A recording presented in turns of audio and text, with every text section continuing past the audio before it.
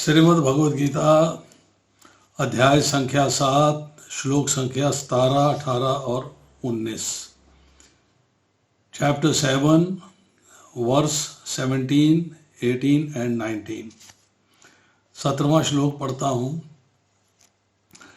तेषां ज्ञानि नित्युक्त एक भक्ति ही विशेष्यते प्रिय ही ज्ञानिन अत्यर्थम अहम स च मम प्रिय। अनुवाद में लिखते हैं श्रील बहुपाद, इनमें से जो परम ज्ञानी है और शुद्ध भक्ति में लगा रहता है वह सर्वश्रेष्ठ है, क्योंकि मैं उसे अत्यंत प्रिय हूं और वह मुझे प्रिय है। चारों प्रकार के पुण्यात्मा जिनकी चर्चा हुई है, चारों लोग जो भगवान की शरण में जाते हैं अपने अपने अलग अलग पर्पस से, उनमें से भगवान फिर यहाँ तारीफ कर रहे हैं उसकी जो ज्ञानी है।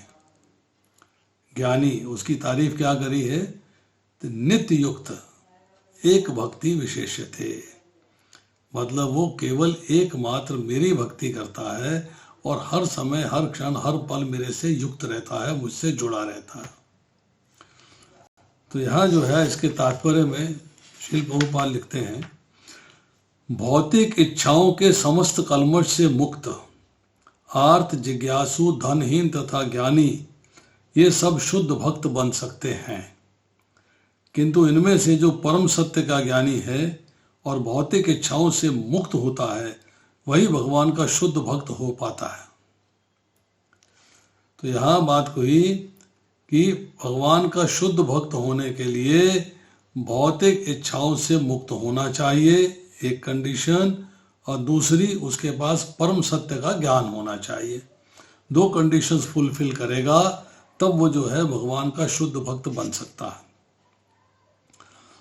इन चारों वर्गों में से जो भक्त ज्ञानी है और साथ ही भक्ति में लगा रहता है वे भगवान के कथनानुसार सर्वश्रेष्ठ है।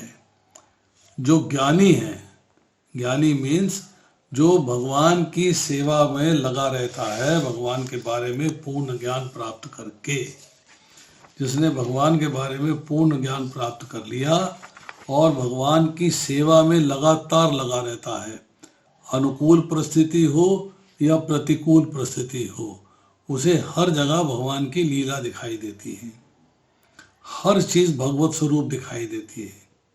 उसके मन में अपने लिए कुछ भी प्राप्त करने की इच्छा नहीं होती, वो केवल भगवान के प्रेम में मस्त रहता है। जैसे कि गोपिकाओं की हमने चर्चा करी थी कि वो भगवान के प्रेम में मस्त रहती हैं।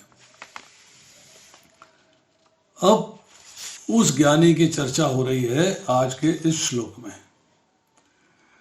आगे लिखते हैं, ज्ञान की खोज करते रहने से मनुष्य को अनुभूति होती है कि उसका आत्मा उसके भौतिक शरीर से भिन्न है।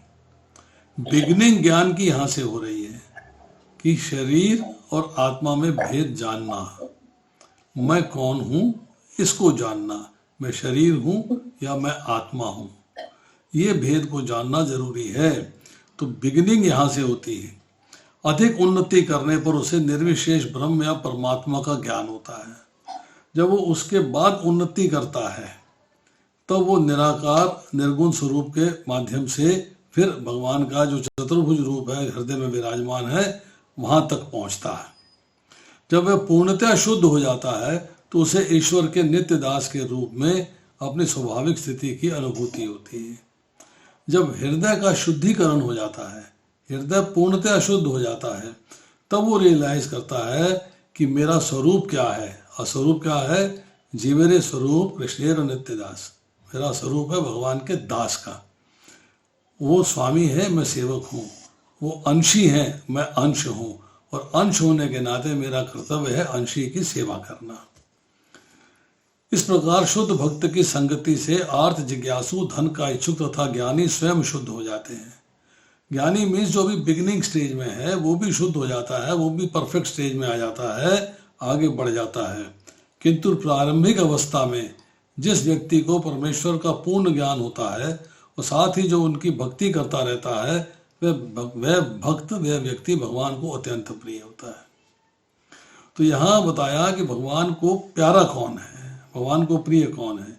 तो उसके लिए दो कंडीशंस बताई, एक पूर्ण ज्ञान का होना और दूसरा नित्य युक्त अर्थात भगवान से हमेशा के लिए हर समय हर क्षण हर पल जुड़ा रहना, युक्त होना।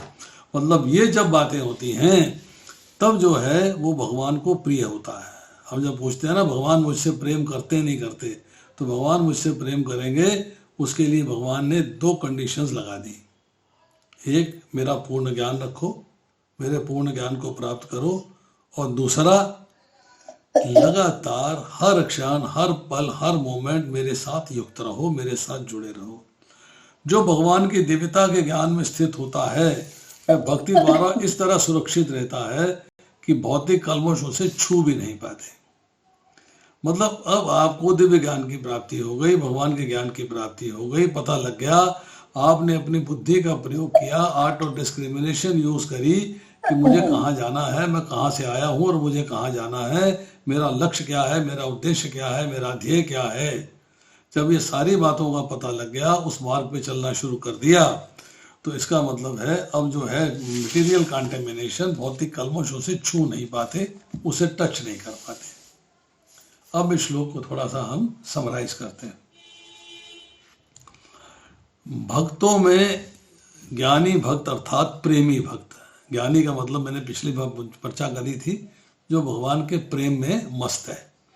जो प्रेमी भक्त है वो श्रेष्ठ है क्योंकि वो नित्य युक्त है, वो हमेशा से जुड़ा हुआ है, हर क्षण हर पल हर मोमेंट, अर्थात वो हर समय भगवान में ही लगा रहता है, उसको और कुछ बात समझ में आती नहीं।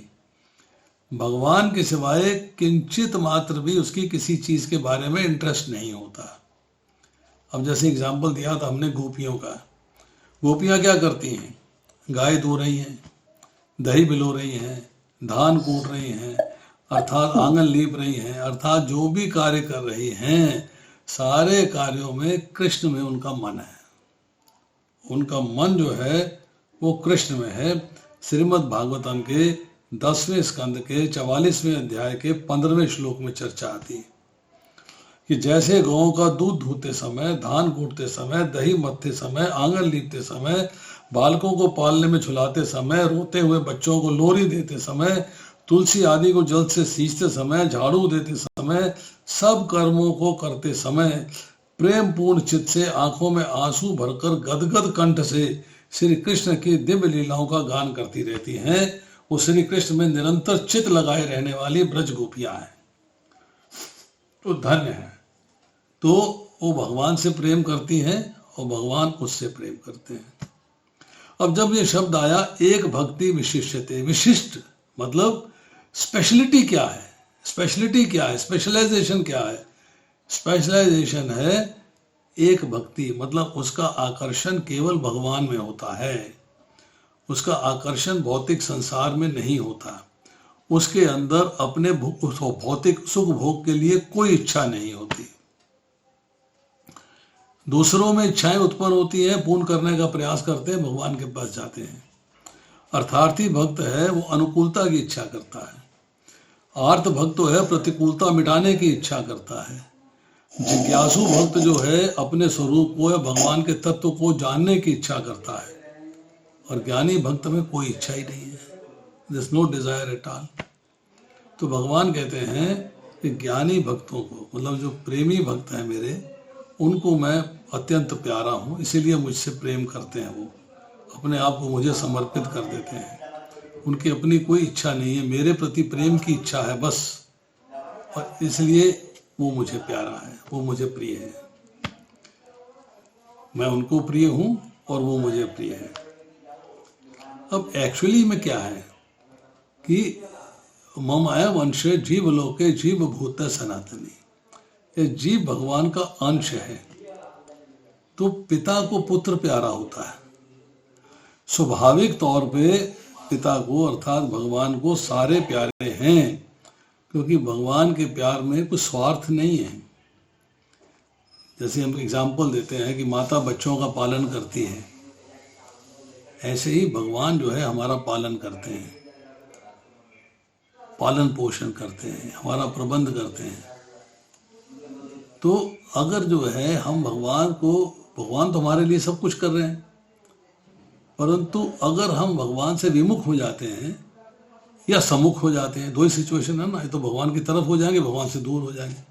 तो जब भगवान की तरफ हो जाएंगे तो प्यार उमड़ आएगा मतलब हम भगवान को प्यार कर रहे हैं तभी उनकी तरफ गए, तो भगवान भी रेसिप्रोकेट करते हैं। ये था माँ प्रबदंते तास्तः भजामी अहम, जो जिस भाव से मेरा स्मरण करता है मेरे पास आता है, उसी भाव के अनुरूप मैं उसे फल देता हूँ। तो भगवान भी प्यार करने लगते हैं। कृष्णा लव्स अस। अब आती है श्लोक संख्या 18।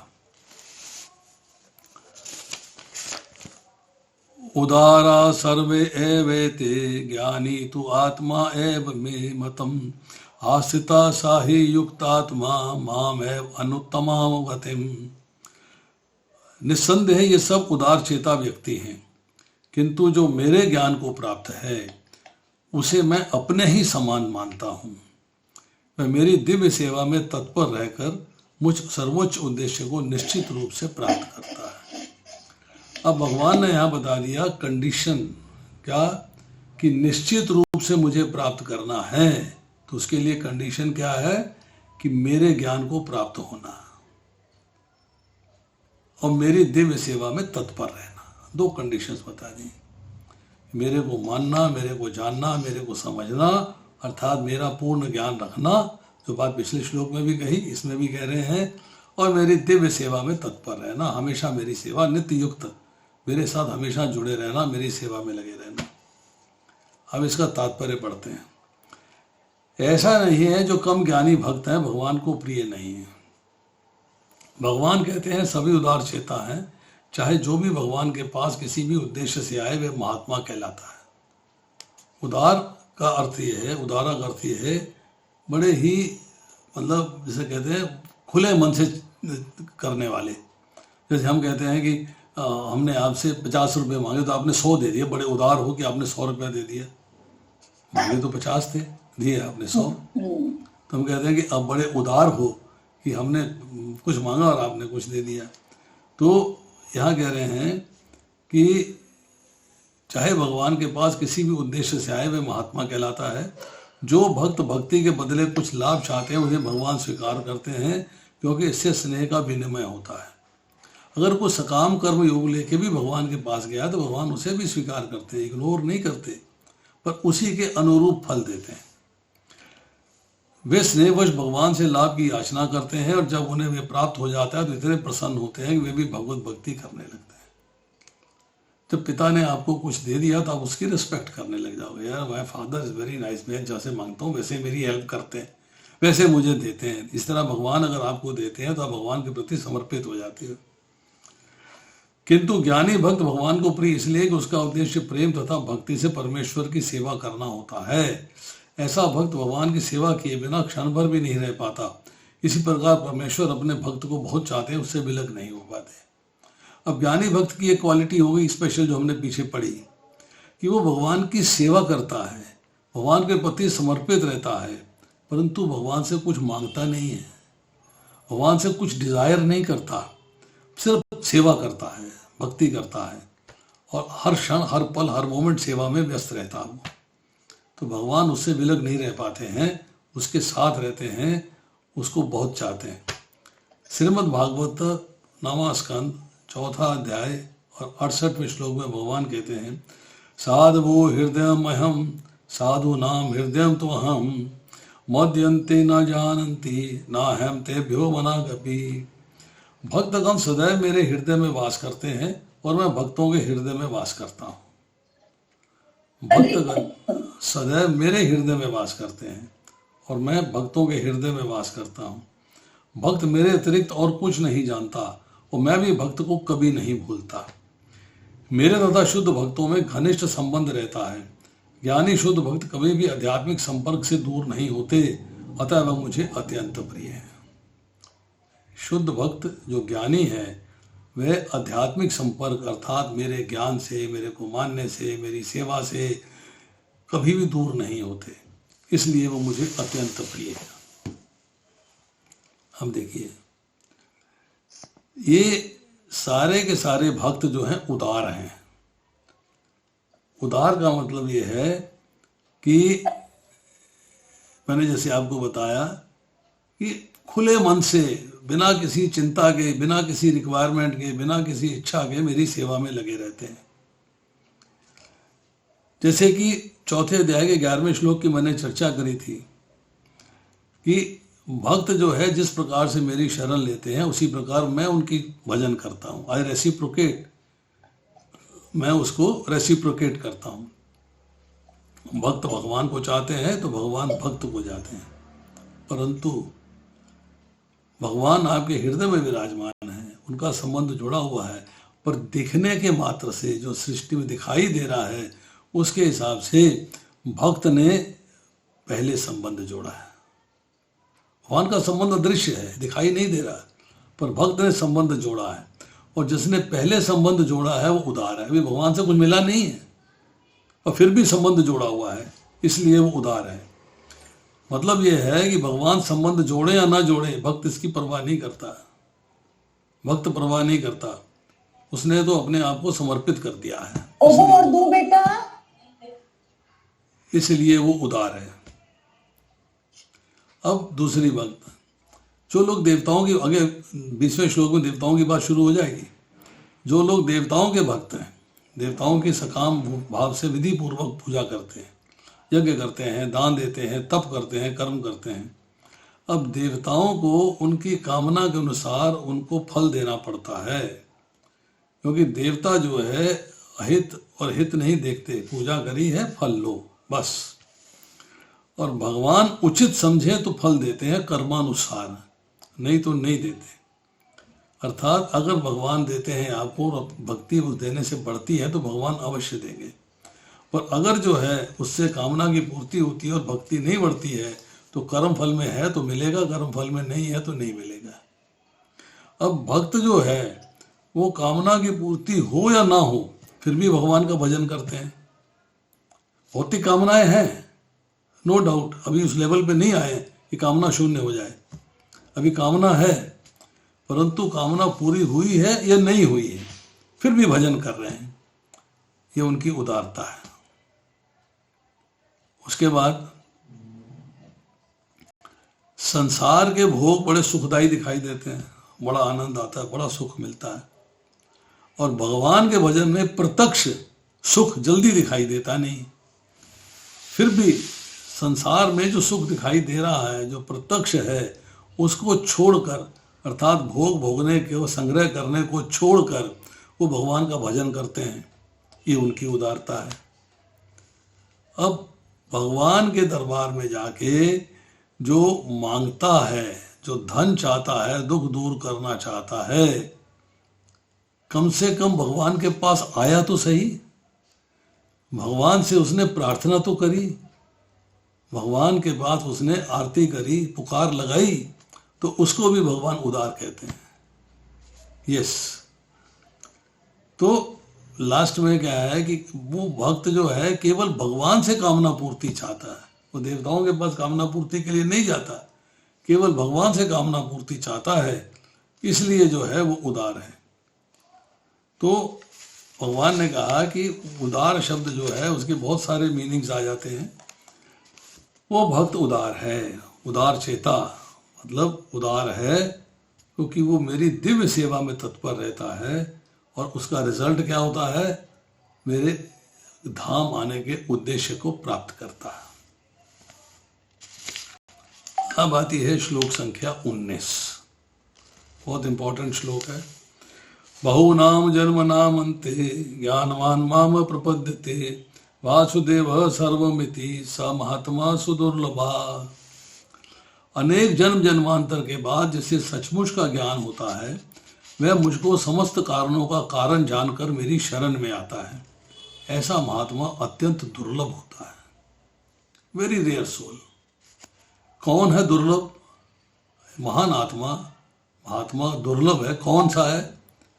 एक जिसे सचमुच का ज्ञान हो गया, पता नहीं कितने जन्मों के बाद हुआ है, वो नहीं जानते, पर जिसे सचमुच का ज्ञान हो गया, पहला। दूसरा, मेरे को समस्त कारणों का कारण जान लिया, और फिर मेरी शरण में आ गया। 3 कंडीशंस बताई।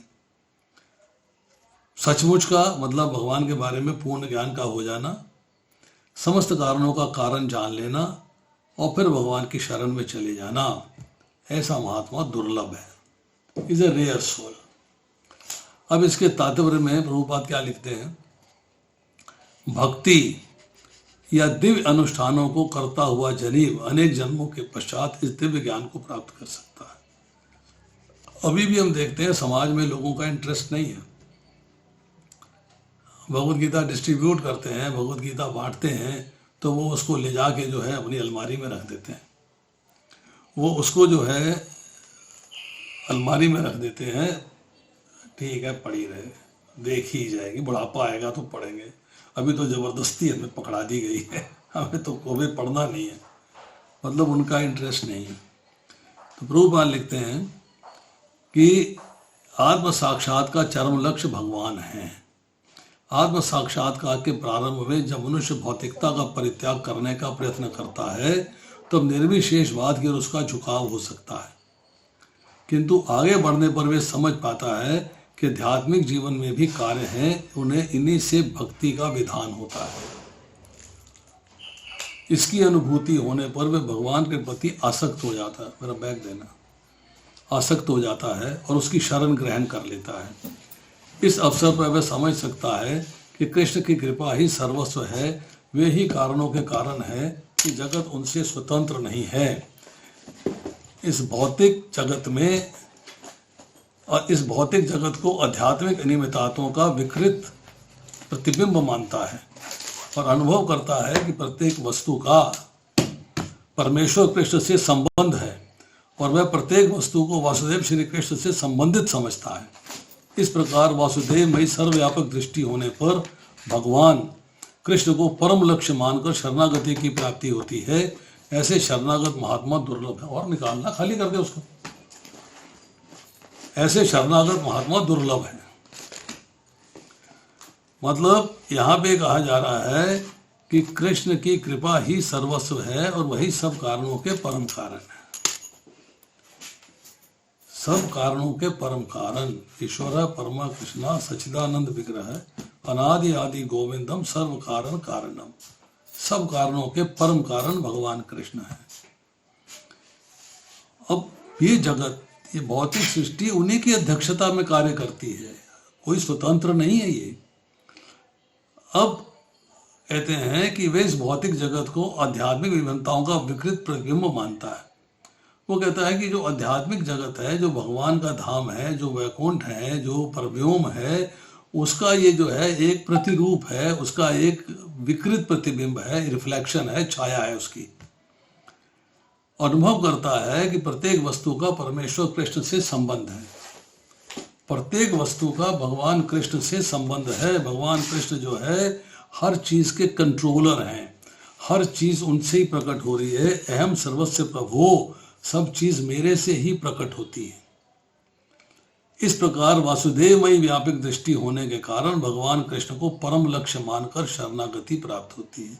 जब आप ये जान लेते हो वासुदेवम सर्वम इति, कि सब कुछ वासुदेव है, सब कारणों के परम कारण है, सब कुछ उनसे उद्भूत हो रहा है, जब आप ये बात जान लेते हो फिर आपका मन करता है उनकी सेवा में और लगने का, और लगने का, और लगने का, और अल्टीमेटली आप शरणागति में चले जाते हो। ऐसे शरणागत महात्मा दुर्लभ है। अब इस श्लोक की सुंदर व्याख्या श्वेताश्वर उपनिषद 3:14-15 में की गई है। इसमें कहा गया है कि छांदोग्य उपनिषद 5:1-15 में भी कहा गया है, इसका अर्थ यह है जीव के शरीर की न तो बोलने की शक्ति, न देखने की शक्ति, न सुनने की शक्ति, न सोचने की शक्ति ही प्रधान है। समस्त कार्य का कार्य बिंदु तो ये जीवन प्राण है। इसी प्रकार भगवान वासुदेव या भगवान ही समस्त कार्यों में मूल है। इस बात को ऐसे समझना है कि आपके अंदर जो भी शक्ति है भगवान की वजह से है। आप बोल पा रहे हैं भगवान की वजह से, सूंघ पा रहे हैं भगवान की वजह से, सुन पा रहे हैं भगवान की वजह से, और देख पा रहे हैं भगवान की वजह से, सोच पा रहे हैं भगवान की वजह से। अर्थात जितने भी आप कार्य कर पा रहे हो उसके अंदर जो पावर है वो भगवान की है। तो इसी प्रकार भगवान वासुदेव या भगवान ही समस्त पदार्थों में मूल हैं। मूल का मतलब है वासुदेवम सर्वम इति, सब कुछ वासुदेव है।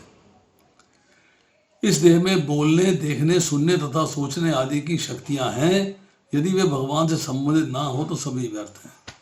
तो जो भी हमारे पास शक्ति है उसको भगवान की सेवा में ही प्रयुक्त करना चाहिए, उन्हीं की सेवा में लगाना चाहिए। That should B A part of our duty. Vasudev सर्वव्यापी हैं और वे प्रत्येक वस्तु वासुदेव है। अतः भक्त पूर्ण ज्ञान में रहकर शरण ग्रहण करता है। आप रियलाइज करिए कि 7वें अध्याय के 17वें श्लोक में जो कहा गया, प्रभुपाद कह रहे हैं उससे तुलना कर लीजिए। इनमें से जो परम ज्ञानी है, शुद्ध भक्ति में लगा रहता है, वह सर्वश्रेष्ठ है, क्योंकि मैं उसे अत्यंत प्रिय हूँ और मुझे प्रिय है। और फिर बोला 11वें अध्याय के 40वें श्लोक में आके देखिएगा क्या कहते हैं भगवान। कहते हैं, आपको आगे पीछे चारों ओर से नमस्कार है। हे असीम शक्ति, आप अनंत पराक्रम के स्वामी हैं, आप सर्वव्यापी हैं और आप सब कुछ हैं। अब देखिए, हमने रियलाइज करना है कि सब कुछ है। सब कुछ का रियलाइजेशन कैसे होगा? रियलाइजेशन होगा एक तरीके से, आप एक बर्फ का घड़ा बनाइए और बर्फ का घड़ा बना के उसके अंदर पानी भर लीजिए। पानी आ गया। अब आपने उसको पानी के टब में, तालाब में डाल दीजिए। डाल दिया। अब बताइए, तालाब में क्या है? पानी। घड़ा किस चीज का बना है? बर्फ का। और बर्फ किस चीज से बनी है? पानी से। मतलब घड़े के अंदर क्या है? पानी है। मतलब अंदर भी पानी है, बाहर भी पानी है, घड़ा भी पानी का बना है, अर्थात सब कुछ पानी है। Everything is water. इसी तरह प्रकृति भगवान का अंश है, जीव भगवान का अंश है। भगवान अपने आप को प्रकट करते हैं तो भगवान का प्राकट्य है, तो भगवान है। मतलब सब कुछ जो है वो भगवान है। Everything is Krishna. तो वासुदेवम सर्वमिति को इस लेवल पे समझा जाएगा कि सब कुछ जो है भगवान है, भगवान के सिवाय कुछ नहीं है। अब देखिए आप, अब हम समझने का प्रयास करते हैं थोड़ा सा और।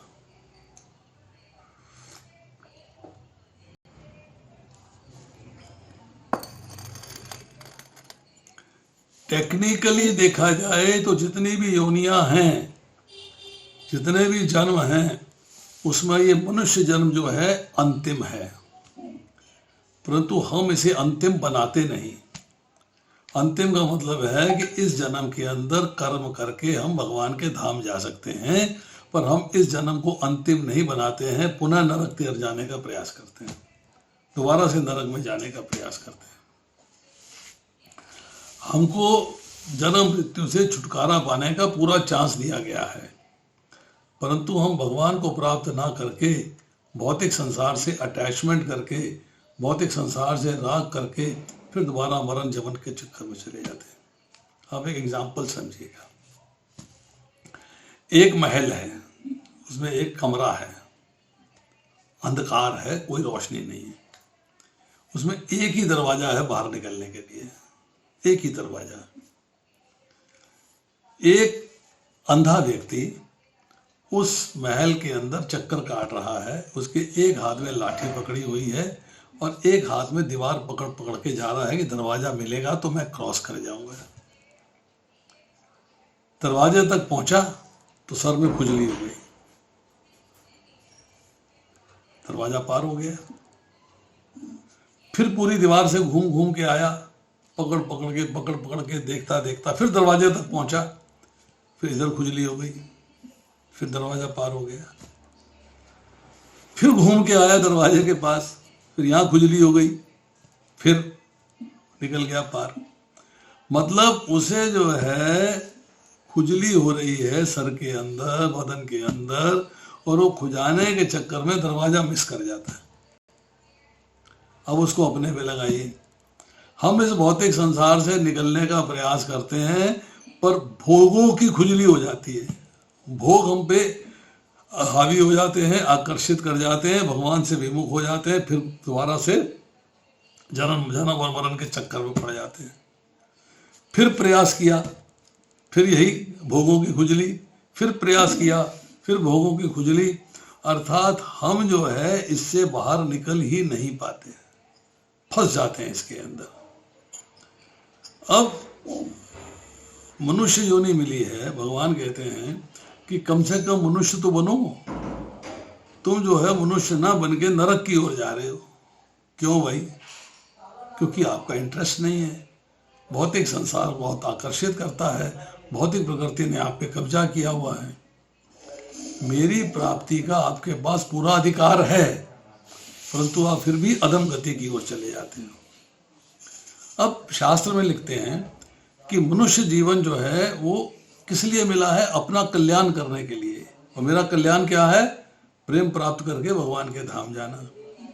अब विषयों का भोग करना या स्वर्ग की प्राप्ति मेरा कल्याण का लक्ष्य नहीं है, मेरा कल्याण नहीं है इसमें, क्योंकि फिर मुझे दोबारा से शरीर धारण करना ही पड़ेगा, उसके बिना चारा नहीं है। अब संपूर्ण जन्मों का आरंभ, बिगिनिंग मनुष्य जन्म से हुई। अब मनुष्य जन्म के अंदर आपने जो है कर्म किए, विकर्म किए, पाप किए, तो आपको जो है 84 लाख योनियां भोगनी पड़ी, नरकों में भी गए, फिर भी सारे समाप्त नहीं होते, कुछ बाकी रह जाते हैं। वो कैसे जाएंगे? भगवान की भक्ति से। भगवान की भक्ति करेंगे। चौथे अध्याय के 37वें श्लोक में कहते हैं कि ये ज्ञान रूपी अग्नि समस्त प्रकार के कर्म फलों को जला के भस्म कर देती है। परवर्ती भी और पूर्ववर्ती भी, दोनों तरह के कर्म फल समाप्त हो जाते हैं। अब गीता में जगह जगह उल्लेख आया है कि मनुष्य को भगवान की प्राप्ति का अधिकार है।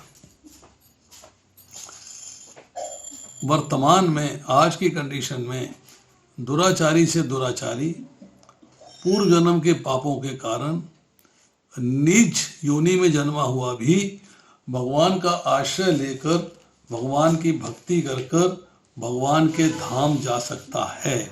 ये चर्चा हम करेंगे 9वें अध्याय के अंदर जाके। जब 9वें अध्याय में जाएंगे तो भगवान जो है वहां पर कहते हैं कि यदि कोई जघन्यतम कर्म भी करता है किंतु वह भक्ति में रत रहता है तो उसे साधु मानना चाहिए, क्योंकि वह अपने संकल्प में अडिग रहता है। वह तुरंत धर्मात्मा बन जाता है, स्थायी शांति को प्राप्त करता है। हे कुंती पुत्र, दृढ़ होकर घोषणा कर दो कि मेरे भक्त का कभी विनाश नहीं होता। हे पार्थ, जो लोग मेरी शरण ग्रहण करते हैं वे भले ही निम्न जन्मा हो, भले ही स्त्री हो, भले ही वैश्य व्यापारी हो, भले ही शूद्र हो, वे भी परम धाम को प्राप्त होते हैं।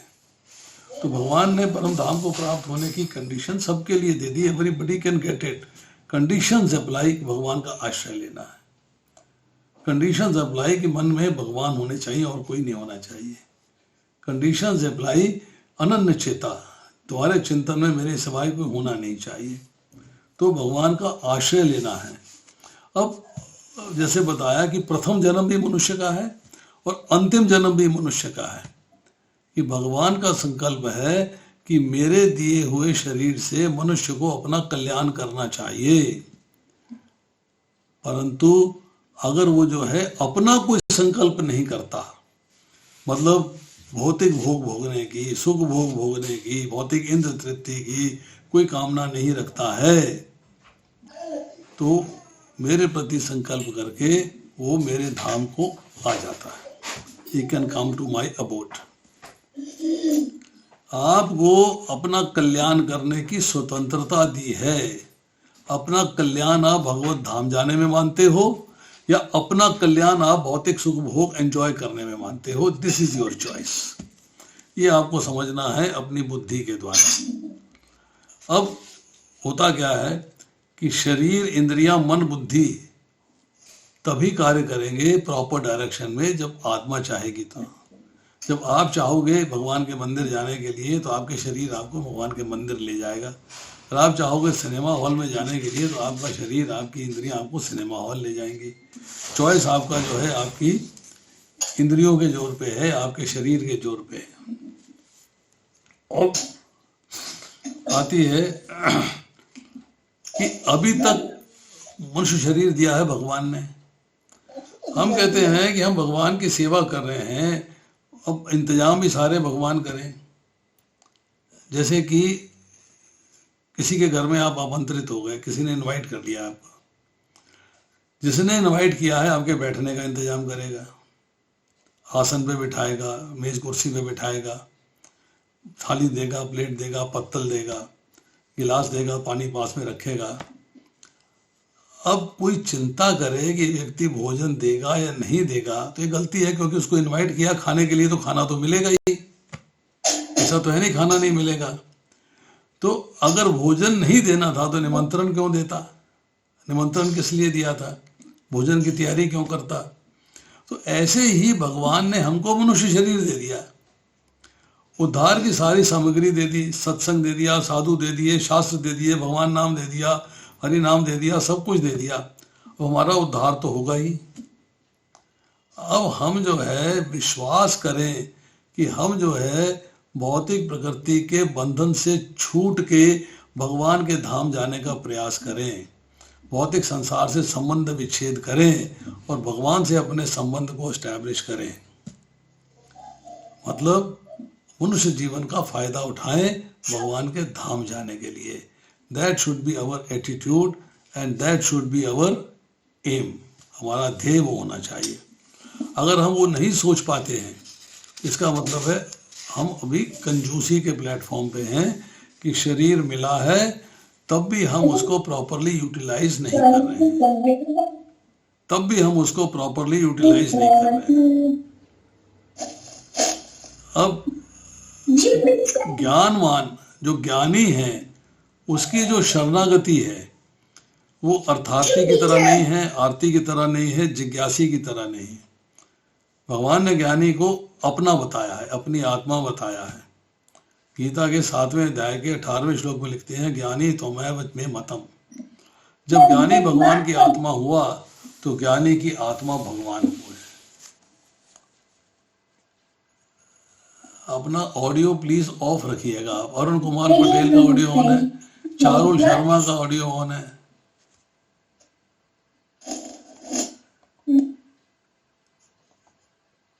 कई लोग ऑडियो ऑफ करना क्यों भूल जाते हैं। 10 बार बात समझा दी फिर भी नहीं समझ में आ रही।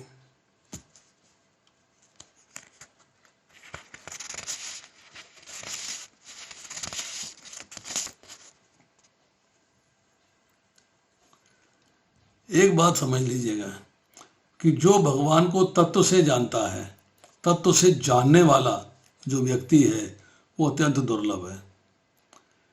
भगवान दुर्लभ है, एग्रीड, पर भगवान सुलभ भी है। आपके हृदय में बैठे, आप उनको पुकार लो।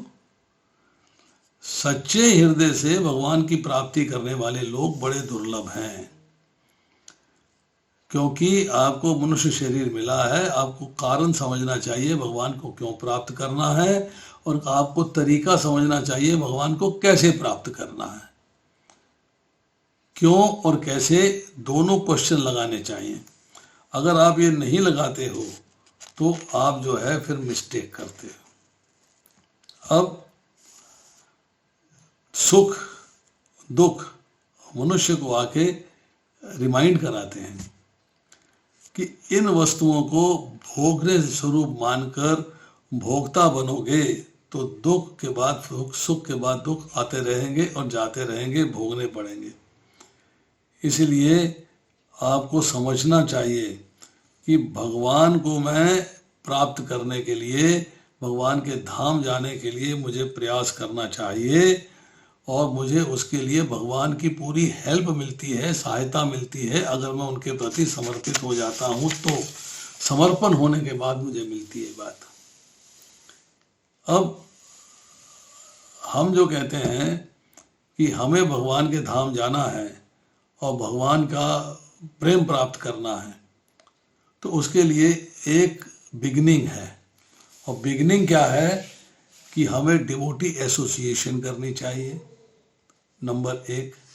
नंबर 2, जो सीनियर डिवोटीज हैं उनसे राय करनी चाहिए, उनके अनुसार जीवन को ढालना चाहिए, जीवन में बदलाव लाना चाहिए, भक्ति की तरफ उन्मुख होना चाहिए, क्योंकि उन्होंने आपसे ज़्यादा ज्ञान प्राप्त किया है, आपसे ज़्यादा भक्ति करी है, तो वो आपको प्रॉपर गाइडेंस दे सकते हैं, वो आपको प्रॉपर इंस्ट्रक्शंस दे सकते हैं, समझा सकते हैं, बता सकते हैं कि देखो भाई आप ये कर रहे हो, ये आज को थोड़ा और इम्प्रूव करो, थोड़ा और इम्प्रूव करो, इसको ऐसे करो, थोड़ी और इम्प्रूवमेंट आ जाएगी।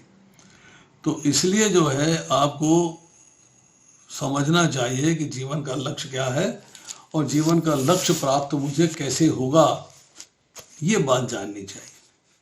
अब यहाँ पीछे चर्चा आई थी कि भक्ति का प्रारंभ, तो भक्ति का प्रारंभ जो है वो होता है जब हम 7वें अध्याय का 28वां श्लोक पढ़ते हैं, 8वें अध्याय का 8वां, 9वां और 10वां श्लोक पढ़ते हैं कि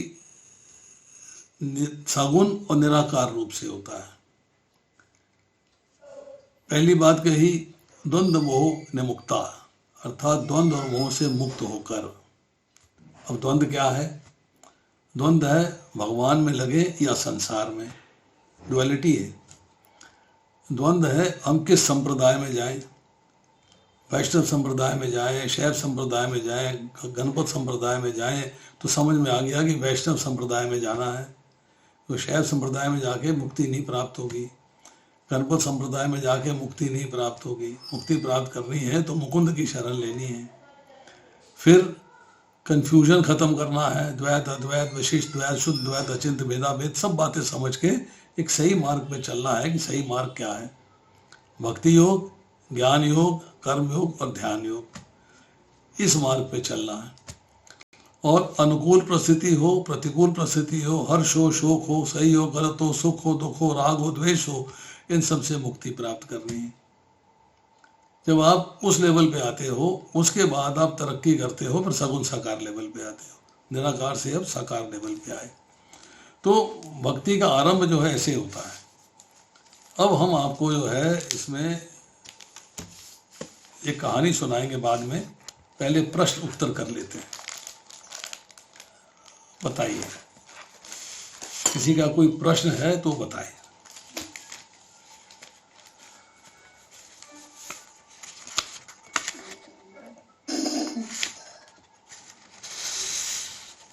हरे कृष्णा प्रभु जी। यस माता जी बोलिए। मेरा क्वेश्चन है, एक बार आप वो जो मटके वाला आपने एग्जाम्पल दिया ना, बर्फ के मटके वाला कि पानी में जो चला गया, वो एक बार आप दोबारा से प्लीज समझा दें। पानी में चला गया, कौन चला गया पानी में? आपने बोला ना कि बर्फ का मटका था, उसको आपने डुबो दिया, तो बर्फ भी पानी है और बर्फ के मटके में भी पानी है। ऐसा है कि हमने कहा सब कुछ भगवान है।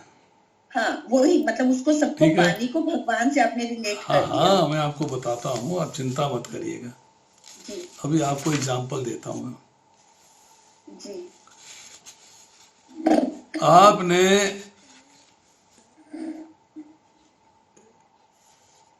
सोना खरीदा, सोने का आपने गहना बनाया, कान के बलियां बनाई, टॉप्स बनाए, नाक की नथ बनाई, गले की माला बनाई, हार बनाया, चूड़ियां बनाई, कंगन बनाए, अंगूठियां बनाई, सब कुछ सोना है। बनने के बाद भी सोना है, बनने से पहले भी सोना था। अब आपने सोने को तोड़ा तब भी सोना है, सोना तो सोना ही है, हर चीज सोना है। सोना टूट गया तब भी सोना था, तब भी, और गहना बन गया तब भी, हर चीज सोना है। दूसरी बात, आपने एक कुम्हार ने मिट्टी ली, मिट्टी से उसने जो है एक सुराही बना दी, घड़ा बना दिया, दीपक बना दिया, कुछ भी बना दिया। मिट्टी थी, घड़ा भी मिट्टी है, शेप आ गई घड़े की, पर घड़ा है मिट्टी, और टूट गया तब भी मिट्टी है, मतलब हर चीज मिट्टी है। तो इसी तरह हमने एग्जाम्पल दिया आपको कि पानी से बर्फ बनती है, बर्फ बनी पानी से। आपने उस बर्फ के घड़े के अंदर एक घड़ा बनाया उस बर्फ से, और उस घड़े के अंदर पानी भर दिया और उस घड़े को तालाब में डाल दिया। ठीक है। और तालाब में क्या है? पानी। पानी। तालाब में घड़ा है, घड़ा क्या है? पानी का बना है, पानी। और घड़े के अंदर क्या है? पानी, अर्थात सब कुछ पानी है। दिखने में घड़ा घड़ा दिखाई दे रहा है, पर है पानी। दिखने में गहने दिखाई दे रहे हैं, है सोना। दिखने में सुराही दिखाई दे रही है, मिट्टी। तो मतलब सब कुछ जो है भगवान है, भगवान से ही सृष्टि बनती है, भगवान से ही भौतिक सृष्टि बनती है, भगवान ही जीव है, मतलब जीव भगवान का अंश है। भगवान, जीव, भौतिक सृष्टि सब कुछ जो है भगवान है। तो नथिंग इज अगर हम अवे फ्रॉम ऐसे हिम। बोलें, अगर हम ऐसे बोलें कि हम खुद भगवान हैं, ठीक है, हमारे अंदर भी भगवान है और अदरवाइज सृष्टि भी भगवान है, तो यही कहना चाह रहे हैं ना हम लोग कि सब कुछ भगवान ही है। बॉडी भी भगवान हो गया, या हम कह लें। तो जब आप इस कंसेप्ट को समझ जाएंगे, वासुदेवम सर्वमिति, भगवान आगे कहेंगे 10वें अध्याय में, अहम सर्वस्व प्रभु, सबकी उत्पत्ति का कारण मैं हूं, पालन पोषण मैं करता हूं, संहार मैं करता हूं, सब कुछ मैं करता हूं, सब कुछ मैं हूं। तो जब ये बात समझ में आ जाएगी तो ऐसा महात्मा भगवान को समझ पाएगा ठीक से, तो बड़ा दुर्लभ कहलाता है। Is a very rare soul. अब हम आपको एक छोटी सी कहानी सुनाते हैं। हाँ जी, थैंक यू प्रभु जी। हमने यहाँ पे चर्चा करी कि भगवान भक्त के बस में है, कैसे हैं, सुनिए जरा। जी एक छोटी सी कहानी है, 2 मिनट की, अच्छी लगेगी जी आपको। जी जी।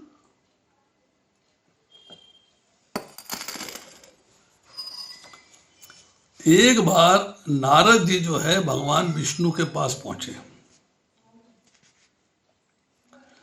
भगवान ने कहा, नारद जी तुमने सारे संसार में भ्रमण किया है, पृथ्वी पर भी गए हो, अनेक ब्रह्मांडों में गए हो, तुमने इन ब्रह्मांडों का सिद्धांत, सीक्रेट जाना क्या?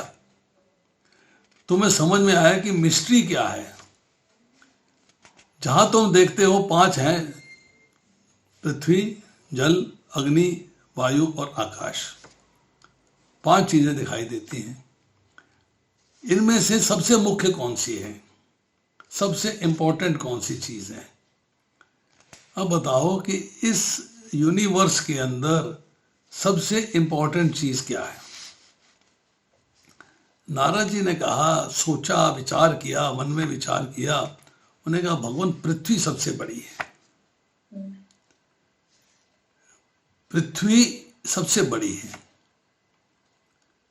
इतनी अट्टालिकाएं, इतने पथ, इतने महल, इतना सब कुछ पृथ्वी पे ही तो बना हुआ है। पृथ्वी से बड़ा कौन हो सकता है? तो भगवान कहते हैं, अच्छा एक बात बताओ कि 3/4 तो पानी है, 1/4 पृथ्वी है। जब 3/4 पानी है तो पृथ्वी बड़ी हुई कि वो समुद्र बड़ा हुआ? कौन बड़ा है? अब नारद जी कंफ्यूज्ड, कहते हैं ये बात तो ठीक है कि पानी बड़ा है, मतलब समुद्र बड़ा है। ने कहा समुद्र बड़ा है। तब उसने कहा, नारद जी ने, भगवान पानी बड़ा है, समुद्र बड़ा है मतलब। फिर भगवान ने कहा, पर नारद जी एक बात बताइए कि एक हम कहावत सुनते हैं कि जब डेमन्स ने अपने आप को पानी में छुपा लिया था, तब उनको ढूंढने के लिए एक अगस्त्य मुनि आए थे। उन्होंने सारे समुद्र का जल पी लिया था, सोख लिया था, समुद्र सूख गया था। अब ये बताओ कि समुद्र बड़ा है या वो सेज अगस्त्य मुनि बड़े हैं, कौन बड़ा है? नारद जी फिर कंफ्यूज्ड। उसने कहा, जब उस मुनि ने, उस ऋषि ने समुद्र को सोख लिया था तो ऋषि बड़ा हो गया। अब भगवान विष्णु कहते हैं, अच्छा अच्छा अच्छा अच्छा, अब तुम्हारे हिसाब से जो है वो ऋषि बड़े थे, हैं? नारद जी कहते हैं, हाँ भगवान, ऋषि बड़े थे। समुद्र का जल सोखना को आसान कार्य क्या? उन्होंने सोख लिया तो बड़े हैं। तो भगवान कहते हैं, मृत्यु तो सबको आनी है, नारद जी कहते हैं जी हाँ। बोले उस सन्यासी, उस ऋषि को भी मृत्यु हुई? बोले हाँ। मृत्यु होने के बाद जो है वो गैलेक्सी में, ब्रह्मांड में, आकाश में एक छोटे से सितारे के रूप में स्थापित हो गए। एक सितारे के रूप में स्थापित हो गए स्काई के अंदर, आकाश में। अब तुम्हारे हिसाब से आकाश बड़ा है कि वो ऋषि बड़ा है? वो ऋषि एक छोटे से सितारे के रूप में आकाश में है, उसमें असंख्य सितारे हैं, गिनती नहीं है कोई, तो कौन बड़ा है? नारद जी फिर कंफ्यूज्ड, बोले भगवान आकाश बड़ा है। भगवान कहते हैं अच्छा अच्छा, आकाश बड़ा है। अच्छा एक बात बताओ, मैंने वामन अवतार लिया था और मैंने आकाश को अपने पग से नाप दिया था। 3 पग मैंने मांगा था बलि महाराज से, तो मैंने आकाश को अपने पग से नाप दिया था। अब बताओ कि मेरा पैर बड़ा है या आकाश बड़ा है? कौन बड़ा है? बस मेरा पैर मीन्स वामन अवतार का पैर बड़ा है या आकाश बड़ा है? तो उसने कहा भगवान आपका पैर बड़ा है। वो कंफ्यूजन होते जा रहे हैं, खत्म होते जा रहे हैं। कहते हैं कि आपका पैर बड़ा है। अब नारद जी ने कहा अब भगवान का पैर बड़ा है, इससे बड़ी चीज और क्या हो सकती है? फाइनल डिसीजन हो गया कि भगवान जो है उनका पैर बड़ा है, भगवान सबसे बड़े हैं। वासुदेवम सर्वमिति, सब कुछ भगवान है, सबसे बड़े हैं, उनसे बड़ा कोई नहीं है। भगवान कहते हैं नारद जी एक बात बताइए आप, एक क्वेश्चन और है, एक प्रश्न मेरा और है। बोले पूछिए। कहते हैं कि उस भक्त के बारे में चर्चा कर रहा हूं जो भक्ति करता है और अपने हृदय में मुझे छुपा लेता है। मैं भक्त के हृदय में जा बैठता हूं। कौन बड़ा है? वो भक्त बड़ा है जिसके हृदय में मैं विराजमान हूं, या मैं बड़ा हूं? तो नारद जी कहते हैं कि भक्त बड़ा है। भगवान का भक्त जो है भगवान से बड़ा है, कि उसने भगवान की इतनी भक्ति करी है, इतनी भक्ति करी है कि भगवान उसके बस में आ गए हैं। कहा गया भगत के बस में है भगवान। भक्त जो है उस लेवल पे आना चाहिए। धन्ना जाट, उसने ऐसी भक्ति करी कि भगवान ने उसके खेतों में काम किया, ऐसी भक्ति करी। बलि महाराज ने ऐसी भक्ति करी भगवान की कि भगवान उसके द्वारपाल बन गए, द्वार पे रहे उसके। ऐसी भक्ति करी है सुग्रीव ने, ऐसी भक्ति करी है विभीषण ने कि भगवान ने राज्य हरा और उनको दान दे दिया, आप करिए इसको, मुझे नहीं चाहिए। तो भगवान की भक्ति करनी है, भगवान से कुछ इच्छा नहीं करनी है, भगवान से कुछ डिजायर नहीं करनी है। तो इसलिए कहा जा रहा है कि भक्त जो है भगवान से बड़ा होता है, और उस बड़ा बनने के लिए हमें बहुत कार्य करने पड़ेंगे, बहुत चीजें करनी पड़ेगी, बहुत आगे बढ़ना पड़ेगा, बहुत सारी चीजों को समझना पड़ेगा। किसी सीनियर भक्त की सहायता से 1-to-1 डिस्कशन करनी पड़ेगी। आप पर्सनली नहीं आ सकते हैं तो फोन पे बात करिए, व्हाट्सएप पे कॉल करिए, जूम पे बात करिए, गूगल मीट पे बात करिए, वीडियो कॉल करिए। आप उनसे राय लीजिए कि मुझे बताइए मैं आगे कैसे पढ़ूं, मेरी भक्ति जो है आगे कैसे बढ़ेगी, कि भगवान का प्रेम मुझे प्राप्त हो जाए। हरे कृष्णा। प्रभु जी, जब नारद जी कंफ्यूज हैं तो हम तो इंसान हैं, हम कैसे जवाब दे देंगे हर बात का? देखिए ऐसा है कि वो जो हमने आपसे कंफ्यूजन की बात करी वो एक स्टोरी है। हाँ जी। जस्ट हमें समझाने के लिए, जी जी। जस्ट हमको समझाने के लिए कहानी की रचना की गई है। हाँ जी हाँ जी। ताकि पर बात बात तो ये ना, नारद जी तो कंफ्यूज हो गए ना। नहीं, वो हमको समझाने के लिए कंफ्यूजन क्रिएट किया गया है। वो कंफ्यूज नहीं है। ठीक है। हरे हरे कृष्ण प्रभु जी। वो हमको सही मार्ग में लाने के लिए, हमको समझाने के लिए इस कहानी की रचना की गई है। जी प्रभु जी। हरे कृष्ण प्रभु जी, प्रणाम। हरे कृष्ण प्रभु जी। यस माता जी बोलिए। शुष्क चिंतन के बारे में बताया था। शुष्क चिंतन ये कहाँ पढ़ा आपने?